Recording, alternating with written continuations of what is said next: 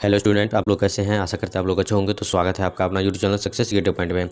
आज के इस वीडियो में हम 10वीं कक्षा के संस्कृत के ठीक है पदखंड से जो है फर्स्ट चैप्टर जो है मंगलम पाठ है, इससे कुछ ऑब्जेक्टिव क्वेश्चन बताने वाले हैं जो कि आपको बोर्ड एग्जाम के लिए काफ़ी महत्वपूर्ण रहेगा। तो इस वीडियो को शुरू से लास्ट तक देखते रहिए।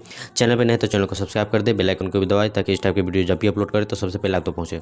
तो याद रखिएगा, जो भी मंगलम पाठ से बताएंगे क्वेश्चन वो बहुत ही इंपॉर्टेंट रहेगा। ठीक है, तो जैसे देखिए पहला क्वेश्चन में कहता है कि किसकी जय होती है। ध्यान दीजिएगा, किसकी जय होती है। ठीक है, तो इसका सही उत्तर है ऑप्शन ए, जो कि सत्य की जो है जय होती है। ठीक है, ये बहुत ही इंपॉर्टेंट क्वेश्चन है। अगला जो दूसरा नंबर क्वेश्चन में कहता है कि बहती नदी कहाँ मिलती है। बहती नदी जो है वह कहाँ मिलती है, तो इसका सही उत्तर है ऑप्शन सी, जो कि समुद्र में मिलती है। अगला 3 नंबर क्वेश्चन में कहता है कि जंतु के हृदय रूपी गुफा में क्या स्थित है। ठीक है, जंतु के जो हृदय रूपी गुफा में है, ठीक है, वो उसमें जो है क्या स्थित है, तो इसका सही उत्तर हो जाएगा ऑप्शन ए, जो कि तत्व। अगला 4 नंबर क्वेश्चन में कहता है कि ब्रह्मा को प्राप्त करने के विषय में बताया गया है। तो ब्रह्मा को जो है, ठीक है, ब्रह्मा को प्राप्त करने के विषय में बताया गया है। किस में बताया गया है, तो इसका सही उत्तर है ऑप्शन डी, जो कि मुंडकोपनिषद में बताया गया है। ठीक है, बहुत इंपॉर्टेंट क्वेश्चन है। चलिए नेक्स्ट प्रश्न देखते हैं।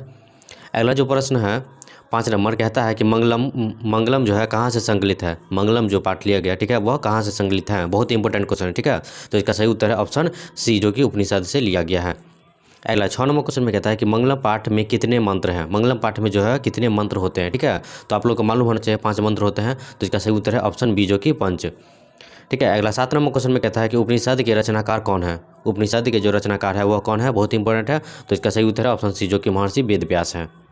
चलिए अगला 8 नंबर क्वेश्चन में कहता है कि आत्मा के, ठीक है, गूढ़ रहस्य की किस में व्याख्या की गई है। आत्मा के गूढ़ रहस्य की जो है व्याख्या की गई है वह किस में की गई है, तो इसका सही उत्तर है ऑप्शन ए, जो कि कठोपनिषद में की गई है। बहुत इंपॉर्टेंट है। चलिए अगला प्रश्न देखते हैं। अगला 9 नंबर क्वेश्चन में कहता है कि परमात्मा की महिमा का वर्णन किस में किया गया है। परमात्मा की महिमा का जो वर्णन किया गया है वह किस में किया गया है, तो इसका सही उत्तर है ऑप्शन बी, जो कि ईशावास्योपनिषद में। ठीक है, अगला 10 नंबर क्वेश्चन में कहता है कि ज्ञानी लोग और अज्ञानी लोग में अंतर किस में बताया गया है। ज्ञानी लोग और अज्ञानी लोग में जो है अंतर किस में बताया गया है, तो इसका सही उत्तर है ऑप्शन सी, जो कि श्वेताश्वतर में। ठीक है, चलिए अगला प्रश्न देखते हैं। बहुत इंपॉर्टेंट क्वेश्चन सब है, आप लोग याद रखिएगा। अगला जो प्रश्न है 11 नंबर कहता है कि सत्य का मुख जो है, ठीक है, यानी मुंह किस पात्र से ढका हुआ है। सत्य का मुंह जो है वह किस पात्र से ढका हुआ है, तो इसका सही उत्तर है ऑप्शन ए, जो कि हिरण्मय पात्र से ढका हुआ है। ठीक है, बहुत इंपॉर्टेंट क्वेश्चन है।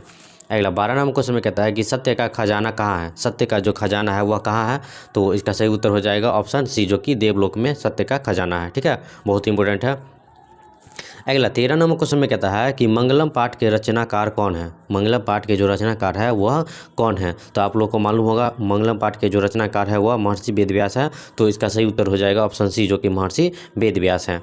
अगला 14 नंबर क्वेश्चन में कहता है कि अणु से छोटा कौन है। अणु से भी छोटा जो होता है वह कौन होता है, तो आप लोग को मालूम होगा। ठीक है, आप लोग पढ़े होइएगा, नहीं पढ़े हैं तो आप लोग इसको बहुत अच्छे से याद रखिएगा। ठीक है, अणु से भी छोटा कौन सा है, तो आत्मा है। ठीक है, तो इसका सही उत्तर क्या हो जाएगा ऑप्शन बी। ठीक है, जो कि अणु से छोटा क्या है, आत्मा है। चलिए नेक्स्ट प्रश्न में देखते हैं।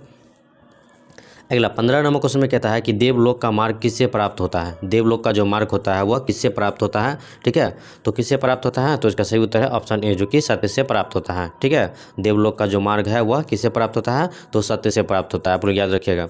अगला 16 नंबर क्वेश्चन में कहता है कि सत्य से क्या प्राप्त होता है। तो सत्य से क्या प्राप्त होता है, देखिए यहाँ जो क्वेश्चन है 15 नंबर, ठीक है, उसी का उल्टा क्वेश्चन यहाँ दे दिया है। ठीक है, तो इसी टाइप से क्वेश्चन आते रहता है। ठीक है, तो यहाँ क्या है, सत्य से क्या प्राप्त होता है।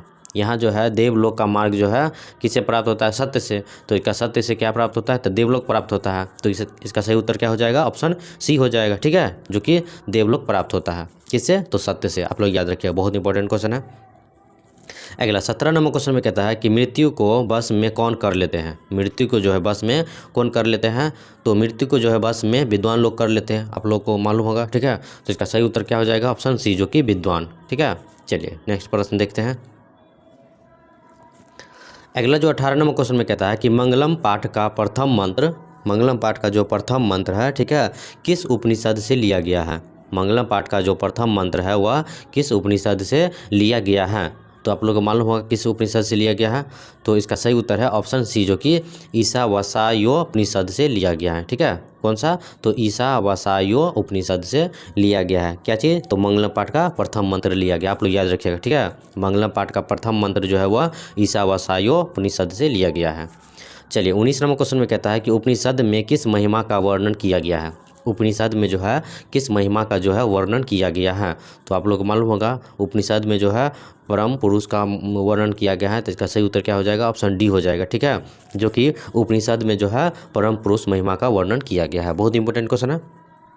चलिए अगला 20 नंबर क्वेश्चन में कहता है कि उपनिषदों की संख्या कितनी है। ये बहुत इंपॉर्टेंट क्वेश्चन है। उपनिषदों की जो संख्या है वो कितनी है, तो इसका सही उत्तर है ऑप्शन बी, जो कि 108 है। ठीक है, याद रखिएगा उपनिषदों की संख्या जो है 108 है। ठीक है।